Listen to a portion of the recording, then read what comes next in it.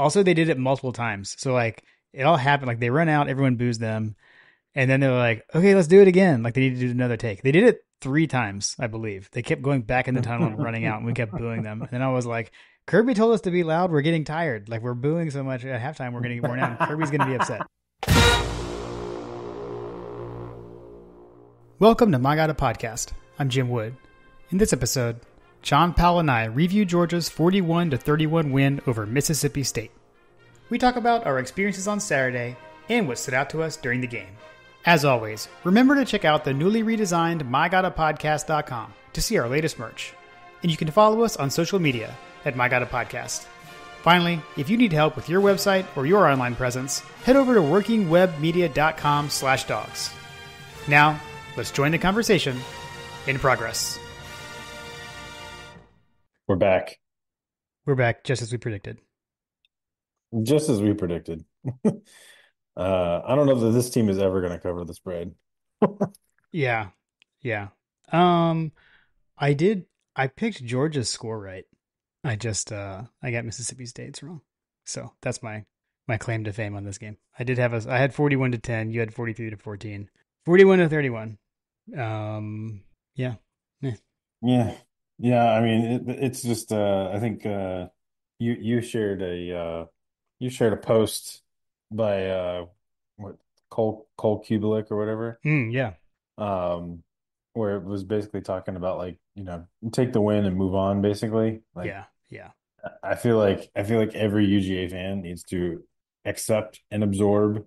Uh, we won an SEC game at home against an opponent that counts in the rankings. That's all that we really need to worry about. Doesn't matter where they're ranked. Doesn't matter any of these other things. Like there were signs of there were signs that the coaching staff are making some of the changes that we've been looking for and that we've been calling for. Yep. There are signs that some of the players that we've wanted to step up are stepping up. Yep. There are definitely signs that there are flaws. I think that Tony Tony Waller from Waiting Since last Saturday kind of put it best. Like this is a good team. It's not a great team. I think Yeah. at this point, 6 games into the season, we should all pretty much get used to that. This is how it's going to go. We're going to like this game never felt like it was in doubt, man. I mean, No, it wasn't. And I haven't looked back at I'm sure the win probability shows that, like ESPN, I guess I would assume felt the same way. What I when it said to was when it was 3-3, it was a 92% win probability. Yeah, yeah. I mean That that was the first lowest it ever got. Yeah, yeah. What I said to our crew walking out of the stadium was the only thing that's been consistent about this Georgia team is inconsistency. So that's kind of how I feel right now. Like we've seen great things, we've seen bad things. So I think that tracks to me. Like, you're either elite or you're not, as Kirby said. I would say right now, this team isn't elite, but I'm not sure there's an elite team in college football. I guess we may find out next weekend, but we're not here to talk about that just yet. Yeah, I don't think that anybody's elite right now. Yeah, yeah. You're either what I would say is you're either elite or you haven't played anybody. Nice. Yeah, that's fair. That's fair. All right. Well, I mentioned to my crew we did. Yeah, we made it down to Athens again. Kim and Lily and I did a. It was different in that because we drove down the day of. So we did drive down Saturday morning. So long drive in, but thankful to be able to just stop in at my parents' house, drop the dogs off, and we pretty much headed in to the game. We were still able to hit the tailgates. Apologies to Hug Dog. We did not make it by Hug Dogs because we got so caught up watching the Bama game at Morris Hall that we just we watched the whole end of that game. Then we went to the game. But it was a good time though. Kim's middle school continues to represent. She had another friend who was in town. She came by Morris Hall, so that was fun. Um, Saw Daniel from Locked On in Speakeasy Sports. He was in town with his son. Got to hang out with them at Morris Hall, so that was a lot of fun. And then Coach Hayes came. Coach Hayes was there, tailgated, and then he sat with us. So that was also a good time. And he got to meet the Bobo hater that sits relatively near us, and that was pretty funny. Or Is his name Craig? he got to it wasn't Craig, it was not Craig. Um, I guess he didn't so much meet him as he got to get the experience. So You Bobo, got the full Wood Clan experience. although I will tell you what, we were well behaved. We were well behaved. There was no conversations about it or anything. Just kind of like eye rolling and such. So That's funny. yeah, yeah. But yeah, man, it was a beautiful day. It it was one of those days where like, I mean, I know you know this, like just the way the weather was in Georgia on Saturday, it was like chilly in the morning, and so I was like, do I wear pants? Do I wear shorts? And so ultimately, I just followed my dad's lead, and my dad wore shorts, and so I was wearing shorts, but I was so cold, I was like, I brought pants because I started panicking.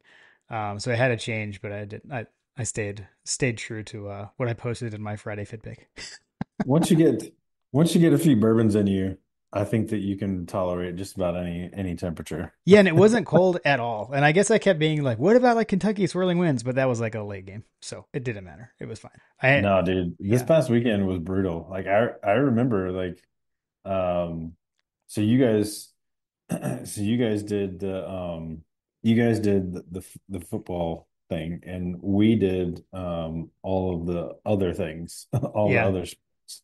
And it was hot. It was definitely warm.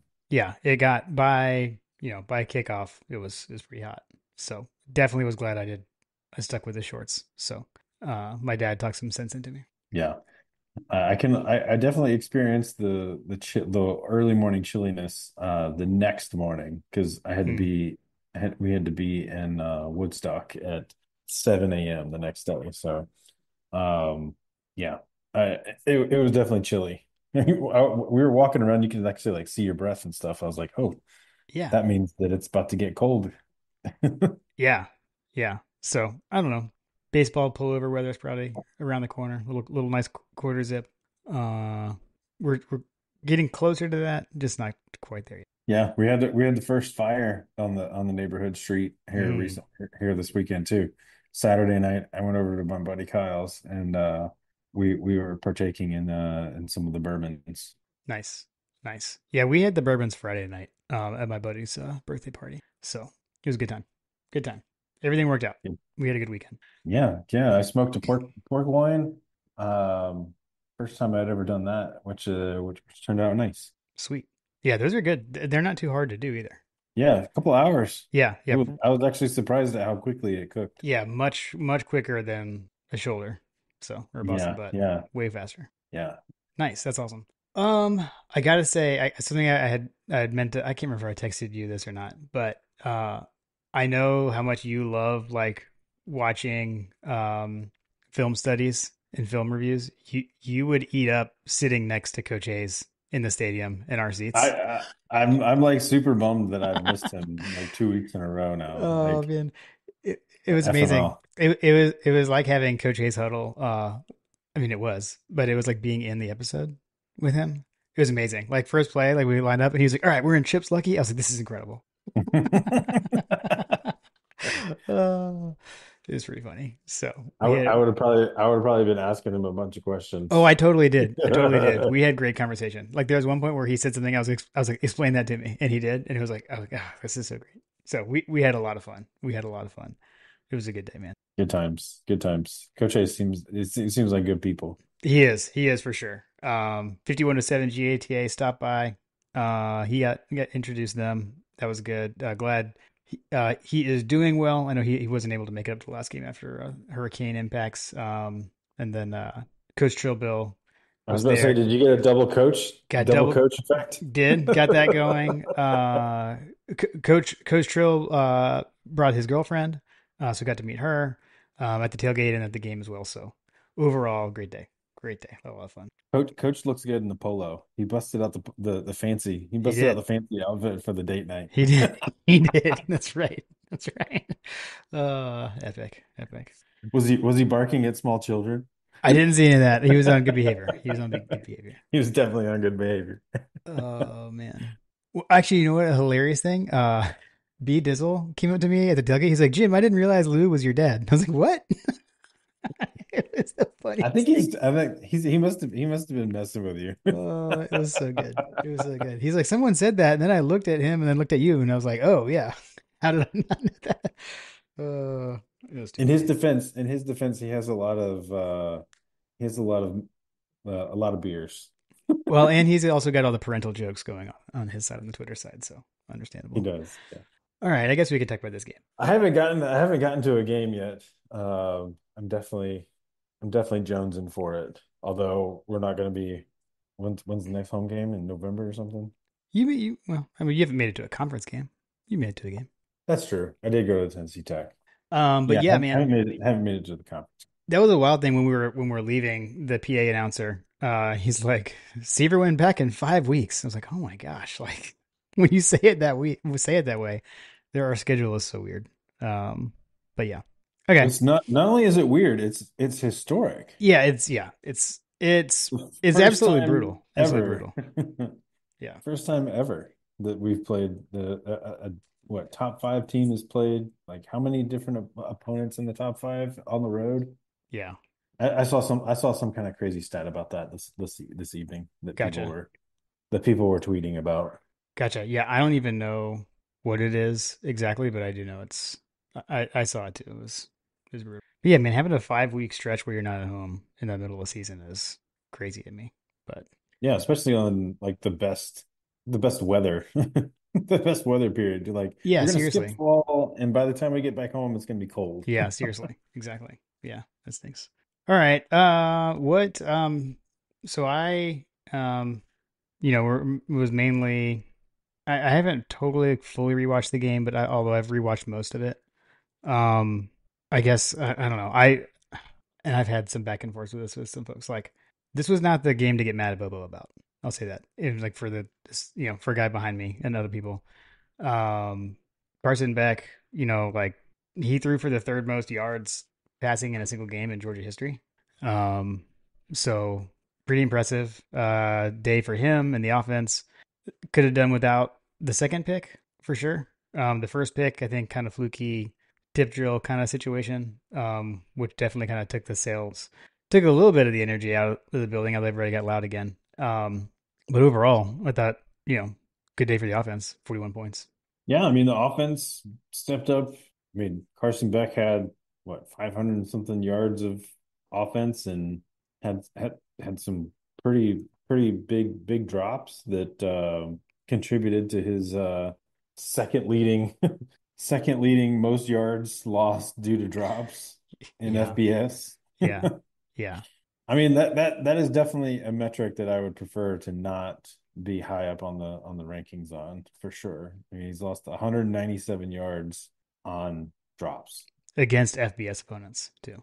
against FBS opponents. Yeah, Yeah. which I guess what is that like 4 games, Um, 4 or 5 games out of the it six, would be five. Yeah, five of this. five. I think Tennessee Tech was the only non FBS. I mean it's like what like 30-40 yards per game basically. I was told there would be no math, but that sounds right. Yeah. Um, anyway, that's another tweet that I've seen making the rounds too. Um, and it definitely tracks. Like, holy cow. Yeah. I think the one that everybody talks about, like, Arian Smith, like, oh man, why did he I think that Coach Hayes, posted one of his little analyses where he's basically said he was like lip reading Kirby, where it was like, why did he break open so deep? Yeah, I saw that. And instead of catching the ball, like he, you know, was reaching at his knees kind of thing. Um, that was probably among those, on some of the other Arian Smith drops from deep balls, but like the biggest one was the Dominic Lovett drop where, you know, Coach Hayes put like side by side, like these are the same plays that Monken was calling. Hmm. And it was like this is the play when Monken had it and like how it transpired. And then he showed the game from Mississippi State, and it was like some of the same plays. And you could see one of the plays that we had was I think it was like a SEC championship play or something like that, where we basically ran I don't know what the play is called, like a tunnel screen or something like that. But anyway, like we threw it outside and the wide receiver cut inside and ran in. Dominic Lovett, first of all, drops the ball on one and then takes the wrong route on another one. And if he cut inside, it would have been a much bigger gain, possibly a touchdown. And we've seen that like transpire the entirety of the season, whether it be drops, someone's running the wrong route. If someone did this, then it would have been that, that kind of thing has been going on all season long. And like, I guess that, I'll play devil's advocate on the Bobo hater, Mhm. the Bobo brigade, which is the negative term, for the Bobo haters. If, if you see something like that that's transpiring, at some point, it can't just always be on the players. Mhm. Like if everybody's doing it, because it's not just Arian and it's not just Dom, like Yeah. at some point it's got to be on some of the coaching. Like, so I don't know, man. Like a lot of drops, a lot of stuff's going on. We've turned over staff. I think you've touched on it privately with me. Like Yeah. you're starting to get concerned with the staff that we've replaced is not as deep as in the past. Maybe we've swapped some 5 stars for some 4 stars kind of thing. In the in the Uh, in the coaching realm, in the right? coaching world, Yeah, yeah, yeah, yeah. yeah, Anyway, I don't know. Like the inconsistencies, the one consistency is that we're inconsistent. Like yeah. that's getting tiresome. It is getting frustrating. I think it also speaks to how spoiled we are as a fan base that gotten to this point where it's like, oh yeah, here we go, 1st and 10 from the 20. All right, let's 80 yards down the field. We're gonna march every single time. Like it just doesn't always work that way, but that's kind of what we've grown to expect. Although I think that there's probably an argument to be made based on everything that we've seen thus far that we should probably just go for it on 4th down every time now. Oh my gosh, yeah, we're like 90% going for fourth down. I uh, mean, yeah, yeah. I don't know. All I gotta say is we've been wanting Anthony Evans in the game.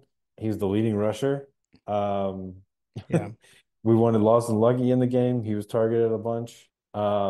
London Humphreys, I think, has been targeted 5 times this season, and he's caught 4 passes. yeah. Probably should figure out a way to get that kid the ball. Um, let's see what else. We saw. I See, well, I was gonna Anthony. say Oh, that. we saw Ellis Robinson get in on the defensive side too. That was another thing. Like Yeah, maybe, maybe we should play some of these young kids that are like otherworldly talents that were highly recruited. yeah. I mean, I hate something that Jeff Dantzler pointed out. Like that Branson Robinson is he's from Mississippi. He's from Mississippi. So him getting to score a touchdown against a home state team was, I'm sure, it was cool for him. And then when he went down, it didn't look good when it happened. I had a bad Mhm. feeling. So hopefully he's okay. I haven't heard much of an update coming out of that, but so that, I mean, other than that, injury negative, I definitely saw a ton of positives. I think the other thing too, and I know you and Stacey Searles are have a rocky relationship, but I will say that pass protection was excellent this game overall. I felt like Carson Beck had like all day to throw. Um, multiple times where he was able to just kind of dance around in the pocket. He had to move around a little bit, but still had all day. Led to the nice touchdown to Dylan Bell was on a scramble. There, where he was able to just keep things moving. There was another one where he did something similar, and I think it was close to being a touchdown to Arian Smith. Would have been a great catch.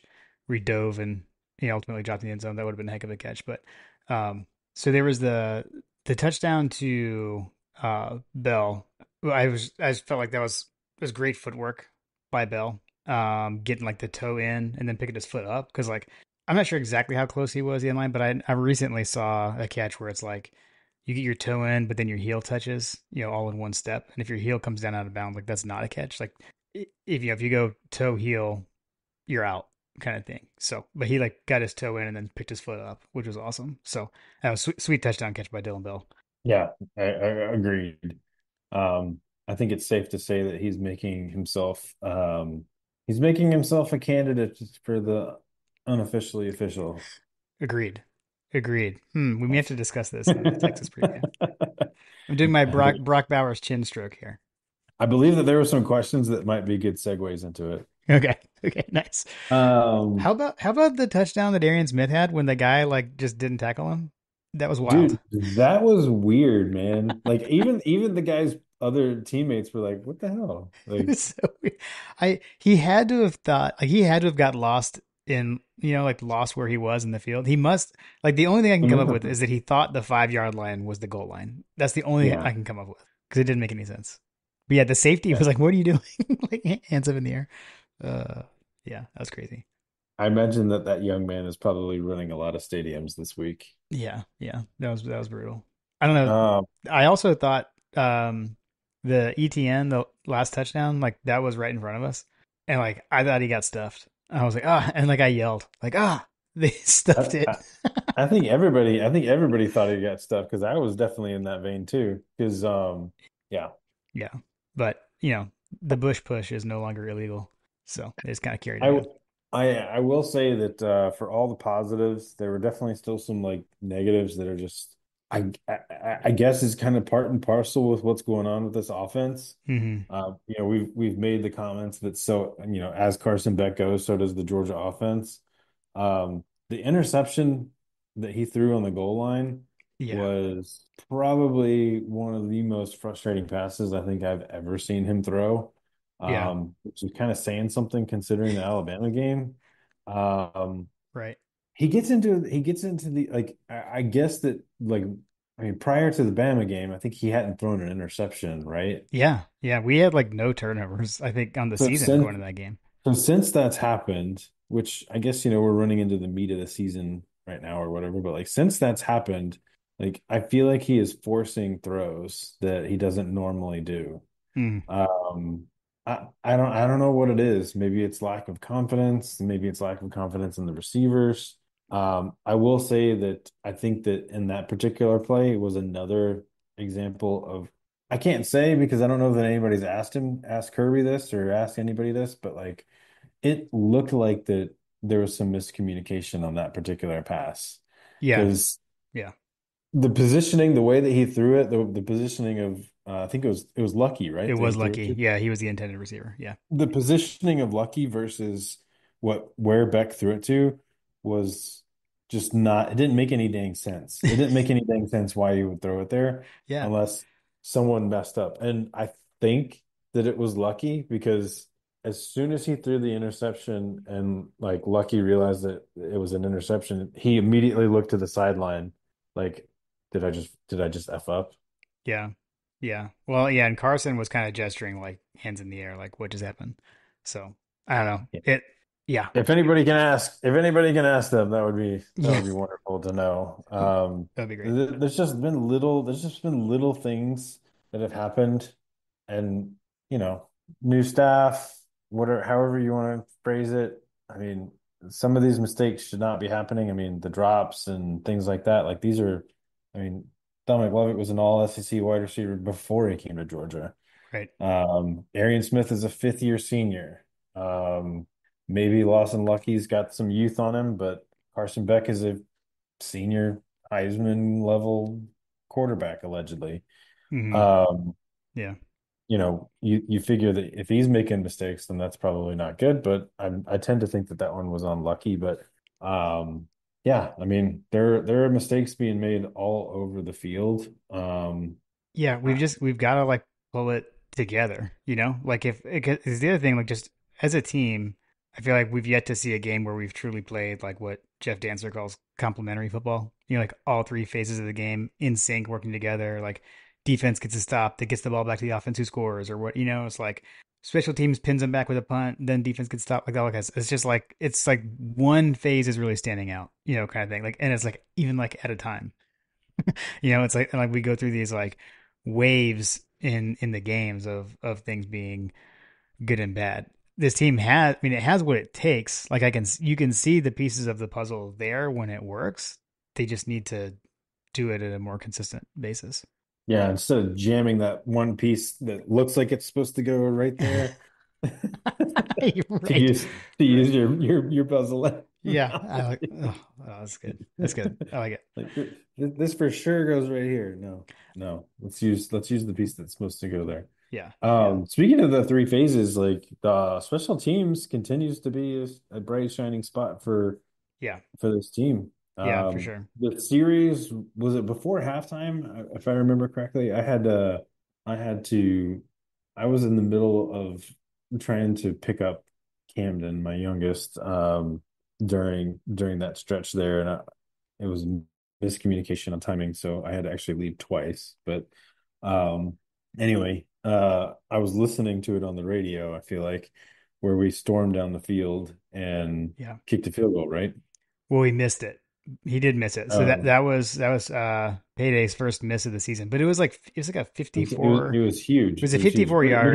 he had another good one though, right? Yeah, he did. Yeah. I It mean, was wasn't the one that he kicked that was good? Was that his, did it like match a career long or something like that? it may have. I'm not sure. Uh I thought that I recalled them saying that it was maybe that was the one that he missed that I was think going to it be was the like miss. Yeah, career he long. missed a Okay. 55. He made 45 and 32. So I know he's made a 50 yarder. He made 50 something against Clemson, I think. Yeah, And like it had the distance. It had the distance. He just pulled it a little bit, a little bit. he did. Their kicker, the first kick they made, was nice. From where we were sitting, we thought it was no good. Like it looked like it was left, and then it like faded or back in. I guess it was a draw. He's a left-handed kicker. Um, so that one looked interesting. But yeah, and that whole sequence was close to being that whole complimentary football thing. Like in a So in a close. moment, right? So like you get the pick by KJ Bolden, get the pick, storm down the field right before halftime. Go for the field goal. Uh, this so close. But yeah, with you. Yeah, I mean, but it was there. I mean, it was nice to see Kirby like, you know, I guess that there were probably past years that would be a situation where we would just kind of like kneel it out or whatever. Yeah, yeah, it was We were good to just see that. we would have just kind of been like, okay, let's just take it to halftime. Yeah, It was nice to see them execute a 2 minute drill that they really seemed like that they wanted to, you know, end on. yeah, agreed. I guess the last thing I'll say about like the Mississippi State defense is I hope number 21 is okay. I don't know if you remember when he it was like on our first touchdown drive, I think. Um, I this was something I did rewatch in the replay. I thought Matt Stinchcomb said it best that he tried to call timeout and injured himself. I don't know if you noticed that. So he totally flopped to get a timeout, Oh yeah, yeah, but like yeah. he called he like signaled for timeout and then he just flopped on the ground. And then like in the stadium they announced timeout Mississippi State. But then like they come back over and they're like no timeout. They're not charged with timeout because it was an injury. It's like oh my gosh. But yeah, Matt Stinchcomb said he injured himself trying to call timeout, which I thought was very well said. He pulled the muscle. Yeah, crowd didn't like that. Which, Yeah, I mean, it is what it is. yeah, yeah, And Georgia's had that happen in the past too. So yeah, yeah. I don't know. Um, It's just part of the strategery of the game, the way that it's written right now. I personally, just to, you know, go off on a little bit of a rant here, but I personally think that it's just part of the game, and asking referees to decide whether or not someone is hurt or not is just ridiculous to me. But yeah, Um, I think that it's one of those like if it's a once in a blue moon kind of thing, let it go. But when you're Lane Kiffin and you had what like I think they had like 15 stoppages or something like that yeah. because It's crazy. It's out of they control. had yeah. Yeah, yeah. I'm with you. Um, I to me, this game like what concerned me walking out of the stadium was the defense. Um, and it was so close to being like so good. Um, so getting into halftime, they scored 10 points, won, the touchdown on basically a bust, where they got down there. And then, uh, we get the ball, start the second half, march right down, score a touchdown. It's 34-10 early in the third quarter. The stadium, which by the way, I will say, a bit of a tangent. The stadium, I would say the crowd, while I still don't agree with the way Kirby went about it, it did work. The environment was much better. The fans were much louder than Auburn, even with less there, because there was some students that never showed up. But it was very loud, and I think that played out with Mississippi State having to call timeout, false starts, delay games, all that stuff happened. So like I said, as I kind of figured would happen, Kirby got the result he was looking for. I will also say people were definitely mad about it. It was definitely a topic of conversation. There's there was one point where like everyone did get really loud, and then like we didn't get to stop, and I heard another guy like in our section be like, "Well, we were loud, Kirby," and still nothing happened or something like that. And I was like, "Okay, here we go." So yeah, people definitely weren't happy about it, but um, at any rate, that Mississippi State's first drive of the third quarter was really like the turning point of that kind of like I agree with you, like it would never felt like it was in any kind of doubt or anything, but like we gave them life with like that touchdown drive that they had to answer our touchdown drive that was extended by penalty twice. So we had like third and 8 or so, they get a first down on a pass interference, and then fast forward, it's third down, stadium super loud. They get a delay game, I believe. So now it's third and even longer. Crowd's going nuts. Get a sack, but face mask. I mean, Chaz Chambliss like ripped the quarterback's helmet off. It was kind of unlucky, I guess. Like, but he like reached back with his left hand or something and yanked it off. So again, There's been a bunch of those yeah, penalties that are happening with it. Just like why? Like yeah, what are we doing? What are we yeah. doing here? So I mean, so we had gotten them out of that. They're gonna, getting the ball back, and we're up 34-10. Instead, again, we extend the drive by penalty. They end up scoring. Then the subsequent drive was what you were talking about earlier when Beck throws the pick. Then they go 80 yards and score, and now it's like, okay, well now this is like actually a game. Like what just happened? And it was 34-10. We were sitting there in the stadium talking about how, oh my gosh, we might actually cover the spread kind of thing. And like the way the game just turned on a dime. And to me, it was turned on a dime by those drive extending penalties. Like we've got, we're talking about the inconsistency. I mean, the penalties are killing us too. Like we've got to cut down on the penalties. That's been a big down thing for this team so far this year. Agreed. So one of those time periods was let's see, it was third and 11 with 2 minutes and 40 seconds left in the third quarter. It was 24-34. Even then, so it was passing complete, brought up fourth down. So even then, the win probability was 93.5. Yeah, yeah, yeah, yeah. It never felt like a game, and they never got it within any closer than 10. In the second half, I Yeah, don't think, or maybe it was down to 7 at some point or something. But yeah, it never felt close, but it was, the game wasn't over. Like we had to still do things. Where like it felt like we were primed to just put them away in the third quarter and kind of to get to what you wanted to see, which is like Gunnar Stockton, like all the backups coming in, and we never got there because really, I feel like it was because of that turning point, that Mississippi State's first drive of the third quarter really turned it for them. So I got to give credit to their freshman quarterback though. That kid played really well. He impressed me. So starting on the road, only a second start, tough environment in Georgia. He played good. He had a good game. yeah, yeah. Seemed like he was. Yeah, he had a good game.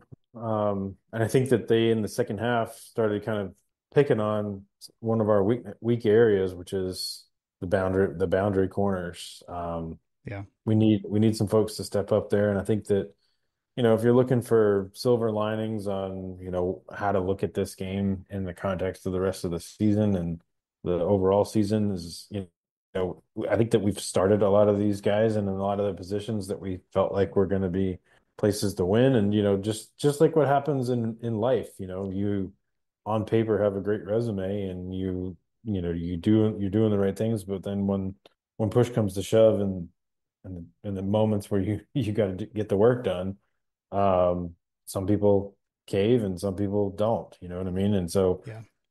I think that seeing Ellis Robinson out there a lot more than we have. I think seeing Anthony Evans out there more than we have, Austin Lucky out there more than we have, Yeah. targeting those guys more. London Humphreys obviously getting into the game. I think that they're kind of figuring this out. I think that who did they move around on the offensive line that I think Graham was talking about that he didn't see a whole lot of snaps after a certain period. Maybe it was on the defense. I can't remember, but Oh, it was they're defense. moving It was a defense. It was Stackhouse. We had Stackhouse. a lot of Yes, backups in on the defense. Yeah. yeah. So they're moving pieces around. I thought that if we were grading people, I haven't seen the PFF grades or anything like that. I would imagine that Ernest Green probably had some, some struggles there because he got bull rushed into the backfield a few times. Um, I don't know. There's definitely like little pieces here and there that seem like that they're indicative of what's been going on in the broader season sense. Yeah. But the the coaching staff does seem to be making adjustments. If you're looking for adjustments, like what the heck are we doing? It seems like that they are putting people in that have not had the opportunities, and I think that's a good thing. It's an indication that they recognize that there's a problem and they're trying to slowly figure it out in games where it's not going to matter too much. So you'd rather be figuring it out and trying different things out in these kind of games as opposed to an Alabama or Texas. And so, Yeah. I think it's true to an extent, but I think also some of it, their hand was forced on a couple of them that you've wanted to see that we're seeing now. I mean, it took a suspension for us to see Anthony Evans get that many touches, and then we've got no choice with Nate Frazier at this point with Branson, going down. So for whatever the reason is, those guys are going to have to be more of a focal point, and from what we've seen, I feel like they're ready. And I feel like I feel like you've been right. It's like, can we just see what happens when we give the ball to Anthony Evans? And what we saw on Saturday, I feel like it looked pretty dang good. I I mean, the mean, end around was beautiful. dude, I mean, like Anthony Evans is probably the biggest enigma on this entire team. Like, I don't know what's going on. I don't know what they've been thinking, but like, dude, ever since that kid started fielding punts at the end of the Yeah, season yeah, last year, like, whoa, where was that? Like, yeah, he just there's just something about him that just screams, "Give me the damn ball." yeah. I mean, he's electric. I feel like so. Yeah. Um, Forgot to talk about this. I absolutely loved the play when Beck and Cash Jones shifted and Jones became the quarterback and handed it off to Beck, who then faked a reverse and then threw for a first down to Delp, I believe. Delp a brother out. That play was awesome. That was sick. And like, I've seen a couple of things like that happening in college football this year. I've seen some teams doing it with like, let's say, like if you have a running quarterback and then you've got, like an athletic, so like a Dylan Bell, right? Like someone who played quarterback in high school and it's like doing things like that and having basically two quarterbacks and they shift and then they don't know what to do. But I thought that was a cool way to do that with Beck, adding the reverse fake into it as well. That was a nice play. The Bobo haters were all up in the arms about that one. Yeah, that was a fun play. It's probably the right opponent to try that on. Yeah, yeah, I like it. Um, Sorry, I digress. I'm hoping that there are some other plays that they have up their sleeve that they've been holding on to. But you know, Yeah, at the end of the day, they got to catch the ball. yeah, yeah, for sure. I mean, it also needs to be said that, when you have a wide receiver that's your leading rusher, it's probably an indication that there's some other problems going on with the running game. Yeah, Like I know that we were texting about it earlier today. The the questions that I've had for, I consider myself a data-oriented person. I'm not a like, let me compile the stats and just figure it out myself kind of person. I just rely on a lot smarter people than I am to quality check my gut. mm, Um, so I've been asking Josh a lot about dog stats. I've been asking him a lot about the efficiency numbers, like how are we success rate and that kind of stuff. As the season has rolled through, and it seems like that we're having a pretty decent success rate. And then he sent through some numbers, and I don't know if he's going to share these or not. I won't spoil it too much, but he sent some trends, and I think that the one glaring item that we're kind of missing here from an overall efficiency standpoint is the run game. yeah, Um, Everything about the numbers that statistically are out there is probably how you're feeling as a fan. They're not, they're definitely not historic like they were in 21 and 22. It feels a lot more like 2017, and that data bears out. So I hope that Josh shares it out because if you look at the numbers like side by side, it seems like that we're much more in line with where we were in 2017 from a, you know, success and EPA number standpoint, minus, the running game, which I would chalk that up to not having Sonny Michel and Nick Chubb, Yeah, but right. um, which you would tend to think would be a problem. Yeah. But, absent that, we're still doing pretty close. But that said, it is one of the weaker parts of the game, so I'd like to see that get shored up as we roll forward. But it's just an indication, like, if we go back to like 2017, we had a pretty talented roster, and we made it to the national championship, and we nearly won it. We missed it by one pass, right? Yeah. Yeah. Yeah. Um, and that's, I mean, any given Saturday, I feel like we have as good a chance as anybody to beat literally anybody on the field. I watched Ohio State struggle against a really good team, the first good team that they've played all season. Yep. Literally nothing about Oregon scares me, um, based on what I saw.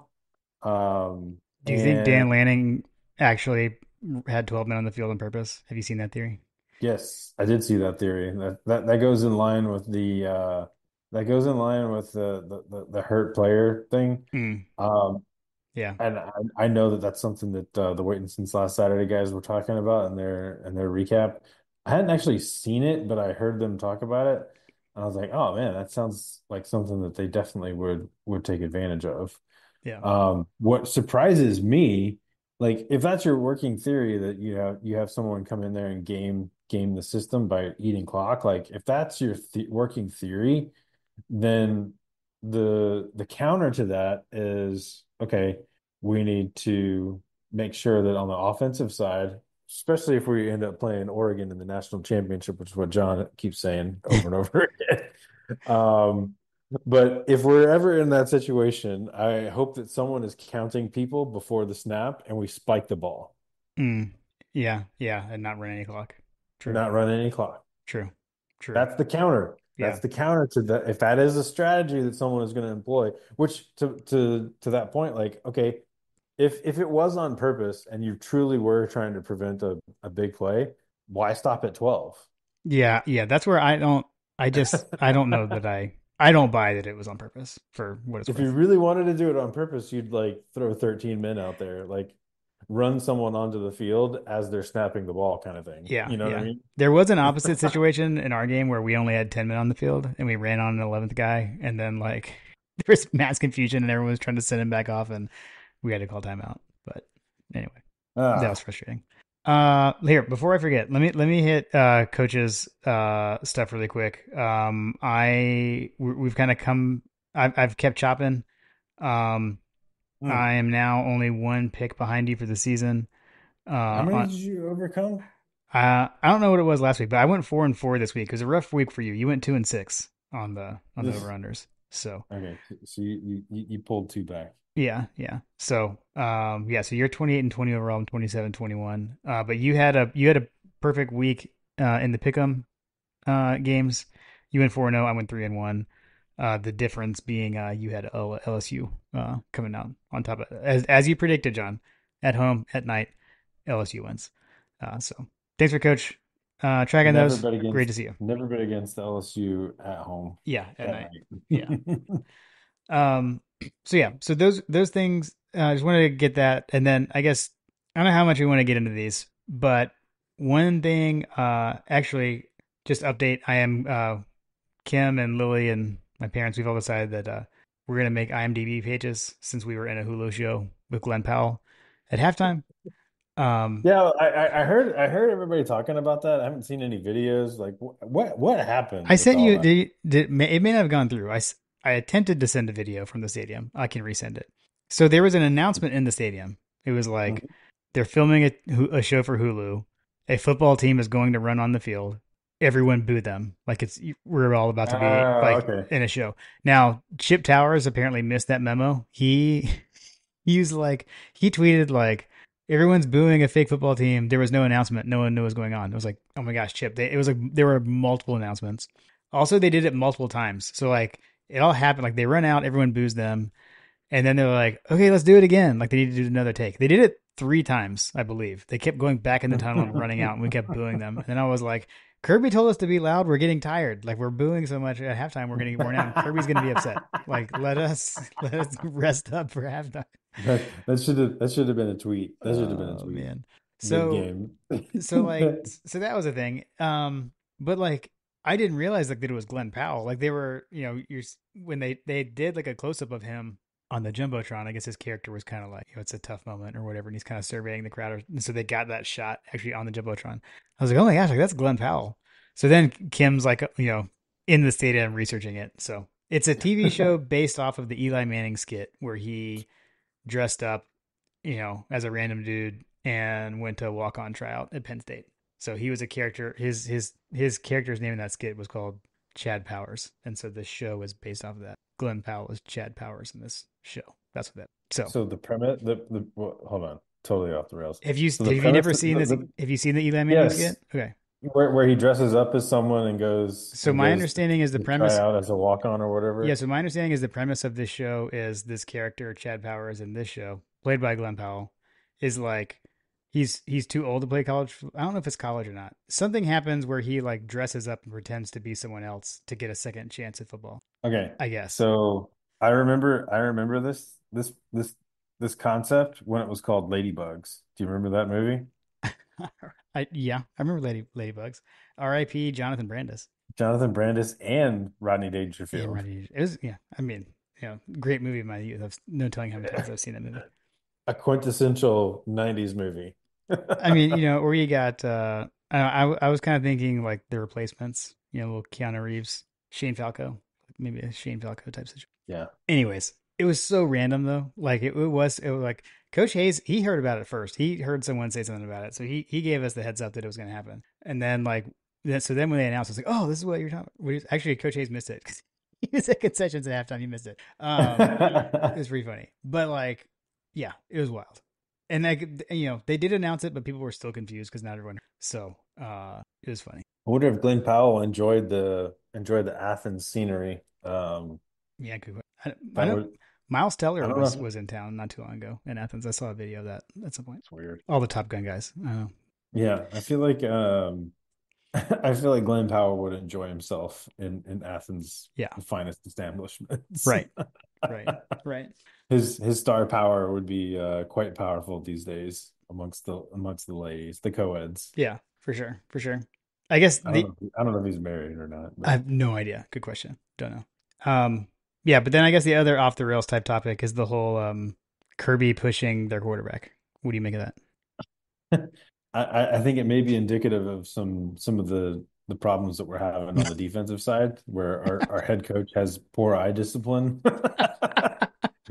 I mean, Yeah. Kirby clearly didn't see that kid. But what I will say is, if you go back and look at the replays, that kid very clearly knows that he's about to walk into Kirby's path because Kirby is making his way over, Hmm. and the quarterback's eye positioning should definitely see him coming because he's coming in hot. Yeah. Yeah. True. True. I Because got it. Kirby is so dialed in on chewing Glenn Schumann's ass out. Sorry, Carter. I know. That he did not even see it, and like in true Kirby fashion, as soon as someone initiates contact, boom. I still can't. I kind of can't. I guess I can, but also can't believe that it happened. I will say. I mean, I feel like I feel like he is lucky that there wasn't a flag. I will say that. Like, I think like there's some stuff going on now. Okay, let me flip it around the other way. What if the quarterback's trying to get back on the field because he's trying to set the ball? Kirby's in his way and he pushes Kirby. You're telling me he doesn't get a flag? Yeah, I get it. I guarantee you he does. Like the fact that Kirby's awareness was at zero is kind of wild to me. Um, I mean, imagine if the quarterback flopped. Like I feel like he's lucky he didn't. I mean, he flops, he reacts. And maybe awareness a little low for the quarterback too. He totally should have flopped. Like, he would have made it more obvious. Um, Can't be pushing a player. I feel like he should. I'm surprised it happened. I think people are also overreacting to it, but I still feel like what the heck? Like how do you how does that happen? I thought it's kind of wild. I think was it? I feel like there was a there was a moment in this weekend, and I don't know if it was in another game or not, but one of the there it was a play where someone got pushed. I think it was this game. Was it Mikael Williams that got flagged for roughing the passer? I thought it was I thought it was Kristen Miller, but I could be wrong. Where like he basically pushed he basically pushed him um after the pass had like just thrown, and it was just a little push. Hmm. I, I don't I know. I don't know who it was. I have not seen the replay of the roughing the passer. All I remember was asking people in the text, like, was it actually roughing the passer? yeah, That's all I can tell you. I don't know if it was this game or not, but I remember somebody talking about it, and it was just a little push. Oh Anyway, no, that was the one in the Kentucky game, okay. Maybe I maybe it was think. that. I couldn't remember which game it was, but I remember something come up this past weekend. I don't remember which game, but the Oh, this context was weekend. So you're not even sure if it was Georgia. I'm not sure if it was Okay, Georgia. then I don't know. I don't know. Yeah, I'm not sure if it was Georgia, but it was a situation where someone got pushed, a quarterback got pushed, and they threw a flag for roughing the passer. Hmm. And it was just like, if that's roughing the passer, like, Yeah. yeah, I wish I remember some former players. I don't know if it was George. Like, I'm totally fuzzy on where this was. Maybe I was too deep into the bourbon at that point. But something like that came up where it was something that literally happened in the field of play Hmm. where a pass was thrown, and not too long after that, someone got pushed, and Hmm. they threw a flag for roughing the passer, and it's like, what the hell? Like, what are we doing? Yeah. Yeah. Yeah. So Kind of like the previous weeks where offensive lineman or someone gets flagged for like literally blocking someone on an interception. yeah, I'm not a fan of that one. Yeah, I'm not Um. a fan of any. I'm not a Yeah. fan of any of that stuff. Like, Yeah. dude, we lived through the these kids are not prepared for the the life that we led back in the day when Aaron Murray got absolutely blasted. Yeah. Seriously. Yeah. Yeah. How was that not a penalty? Yeah, But it's a uh. it's a new day and age. It's a new Yeah. day and age. Yeah. For sure. For sure. Okay. Sorry, I took us on a couple off the rails paths. No, no, no. For the record, I think I keep hearing people are like something should happen to Kirby or whatever. Like, no, like I don't get that. But whatever. Yeah, Nothing's move gonna happen. on. Yeah, agreed. Agreed. Move on. It's a big nothing burger. You could look at it in slow mo. It's like watching a VAR or an instant replay situation. It's like Yeah. back into the left, back into the left. Yeah. Like, come Yeah. on, dude. Like, Yeah, for sure. I don't even know that would have been a flag. Like, if it had been an actual player. Yeah, yeah. You may be right. You're probably right. You're probably right. All right. Well, uh the game I guess only other thing, like I said, you went 4-0. I watched a ton of football Saturday night I when we watched a got ton of back. football on Saturday. Yeah. So Saturday night we had like the clicker. We're just kind of hopping around for all the games. A lot of good endings. Basically all those night games had you had LSU Ole Miss went to overtime, Florida Tennessee went to overtime, and Mhm. then Oregon Ohio State right down to the last second. Like literally, I guess with the quarterback sliding as time expired.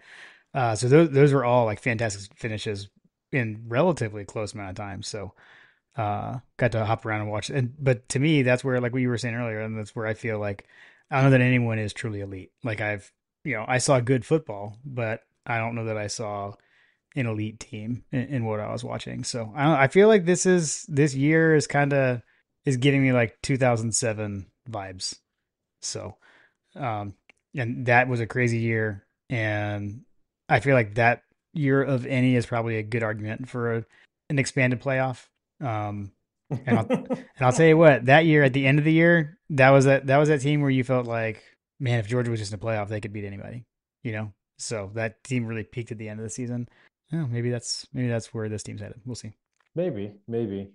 What I tell you, where it is headed is all the people that are looking for more playoffs are getting really excited. Yeah, yeah. Because basically what you have is like, I mean, Jim, we may need to dust off the tiebreaker scenarios here. Oh yeah, Because at this point, like, Georgia beats Texas, everybody's got a loss. yeah, yeah, yeah. And It's and not many of us have common opponents, you know what I mean? Like, at the yeah. top anyway. it's going to be year one of this new SEC championship format with the divisions. I feel like there's gonna be a tiebreaker somewhere. Jim, Jim, if for some reason like Texas were to like get into something because of their performance versus Mississippi State versus ours, and it comes down to that last touchdown, I'm gonna be so pissed. Yeah, yeah, I know, and that's the kind of thing. Yeah, technically, I guess that's possible. Because isn't that like one of the scenarios is like common opponents? I believe so. I believe so, and it can Yeah, get into like it's pretty far down, but it can get into like scoring margin against common opponents. I believe, from what I exactly, remember. Yeah, exactly. but remember, the very last thing is a coin flip. It could be worse. Could get to a coin flip. Uh, Yeah. It was fun. I know that we didn't have it on our game list, but selfishly I was following it and tracking it. I say selfishly, but I was tracking it because I have a friend that's a big K-State fan in the neighborhood. mhm. And I knew that I was going to run into him on Sunday. But also it was like literally the last football game that was on was K-State versus Colorado. Okay, Did you watch any of that game? I did not. No. Buddy, like if you ever wanted to watch like the Deion Sanders like train derail, that was the game to watch because I think Shiloh Sanders had like or Shadur Sanders had like three or four intentional groundings. Mm, It was not pretty. And I think Travis Hunter got hurt. Like I don't know, you basically got to see like what they look like without Travis Hunter and their number two wide receiver. yeah. Um, it was not pretty. Hmm. Yeah, no, I admit I went to bed. I think after Oregon Ohio State ended. I think that was the last one. Or no, whatever it was later. Ole Miss LSU. Maybe that ended after that. Ole Miss LSU was a Yeah, pretty late one. yeah. I think when that ended is when I went to bed. So You know, Lane Kiffin. yeah, yeah. Although we do have to figure out who the Brian Kelly doppelganger is.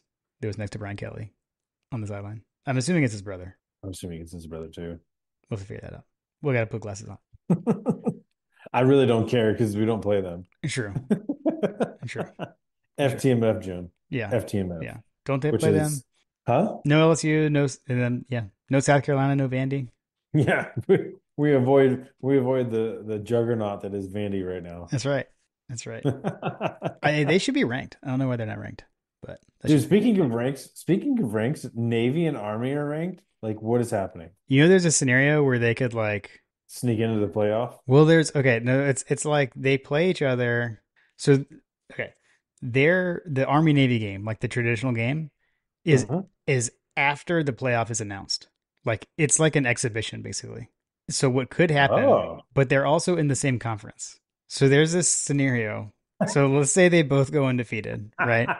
So let's say they go undefeated, they play in their conference championship. I'm just going to pick a team. I'm going to go alphabetical. So let's say Army wins the first matchup, right? So now Army is Mhm. totally undefeated. They're conference champions. And if they're the fifth highest ranked conference champion, that means they get into the playoff, right? So then they get the 12 seed in theory. But then before the playoff, they're going to play Navy. They would play Navy again in the Army Navy game. And then what if Navy wins that game? The playoff has already been set. Can't change it. It's wild. So for some, I feel like for you as someone who loves chaos, I think that you really need to pull for that. I mean, I love chaos. I feel like that would be totally un-American for some crap like that to happen. I can't believe that that's how it's scheduled. I can't believe that's how it works. Yeah. How is that even possible? I don't know. It shouldn't be. It Not should only not be that, but possible. like, just like basically It doesn't make sense. I mean, it sounds like they came up with this plan assuming, it kills one of the greatest rivalries in America. Like it yeah, kills one of the greatest rivalries. yeah. That's Like, why I don't like this. period, end of story. Like Yeah, the playoff expansion sucks if the Army Navy game means nothing. take that, Josh. Sorry, Josh. So yeah. All right. Watch this space. We may dunk on Josh again. I know. I know. Seriously. Uh, all right. Well, I think the consistency is the inconsistency. But you know what? It was a conference win. I like what you said. We won a game and we move on. Yep. We've got some big fish coming up, and let's get ready to fry them. Yeah. I think we're gonna Yeah. Oh, maybe we say we get ready to grill them. I'll take it. Yeah, I'm definitely gonna be grilling this weekend for sure. Yeah, yeah. Seriously. I don't know about you. Uh, Um, yeah, man, this was fun. Once again, another weekend that I'm sad to have missed out on. I'm glad that you guys were able to make it down. Um, but yeah, it looked like it was a good time, and looking forward to this weekend. So go dogs. Go dogs. Need a little help? O'Reilly Auto Parts can help. Need advice? We've got advice. No matter what you need, we have thousands of professional parts people doing their part to make sure you have it. Exceptional customer service. Just one part that makes O'Reilly stand apart. The professional parts people. O'Reilly.